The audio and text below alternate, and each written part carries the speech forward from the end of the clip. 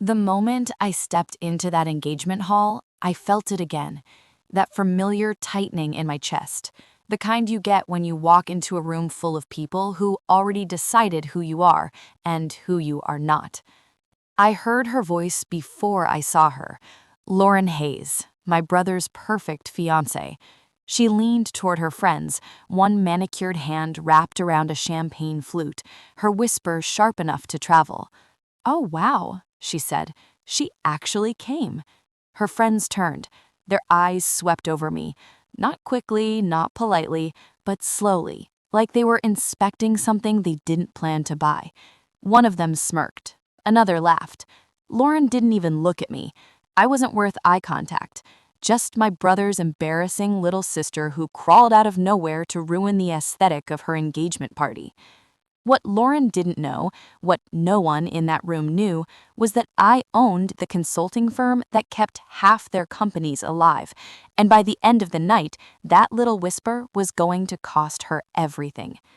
My name is Emily Carter. I'm 32 years old, and I grew up in a family where love was measured in comparison. I had an older brother, Jason. Jason the golden boy. Jason the achiever. Jason the proof my parents loved success more than effort. Growing up, nothing I did was ever enough on its own. If I got an A, Jason had gotten honors. If I won an award, Jason had won too. If I failed, it was proof I wasn't like him. My mother had a way of looking at me, like I was a rough draft. Jason was the final version. So when I turned 18, I left. One suitcase, $200, no goodbye party. Just a quiet decision to build a life where I wasn't constantly measured against someone else's shadow. The city was brutal. I lived in a shoebox apartment, ate instant noodles, worked jobs nobody respected.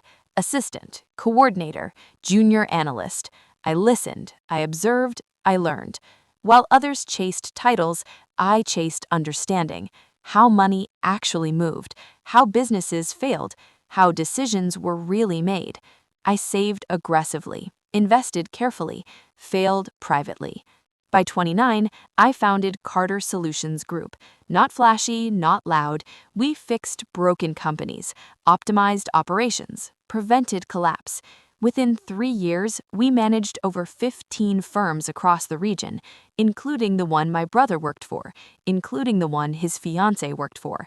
I never told my family. They never asked. To them, I was still Emily who moved away. The engagement party was extravagant. Crystal lights, live music, waiters floating like ghosts. Lauren had designed it to impress people who were already impressed with themselves. I stood near the entrance wearing a simple dress and flat shoes. Not cheap, just quiet. Real money doesn't scream. I spotted my mother across the room, laughing with Lauren's parents like they were lifelong friends. Jason stood beside Lauren, smiling like a man who thought he'd won. He had no idea he was holding a ticking bomb. Lauren finally noticed me. Her smile was sharp.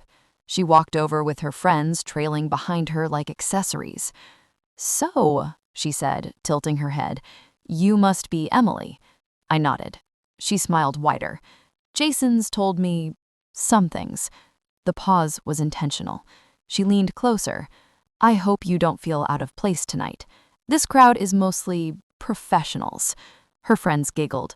I smiled politely. Then she added quietly, "Some people just aren't built for rooms like this." And she walked away. My mother found me minutes later. She glanced at my outfit. "You could have dressed nicer," she said. She told me Lauren's family was very refined, very successful. She asked me not to embarrass Jason. 20 seconds. That's all it took for me to feel 12 years old again. Then I started noticing the whispers, the sideways glances, the conversations that stopped when I walked past. I recognized faces, executives, managers, people whose companies I personally saved, people who had emailed me at 2 a.m. begging for help, and they had no idea who I was. That's when Lauren's father was announced for a toast. He spoke about legacy, about wealth, about how proud he was his daughter was marrying into a respectable family. I almost laughed.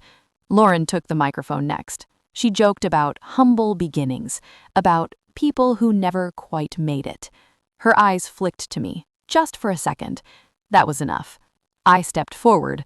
The room went silent. Not recognition, discomfort. I took the microphone. "My name is Emily Carter," I said, calmly. "I'm Jason's sister." Murmurs. "I'm also the founder and CEO of Carter Solutions Group." The silence hit harder this time. Faces changed, color drained. I continued. "We manage operations for several companies represented in this room."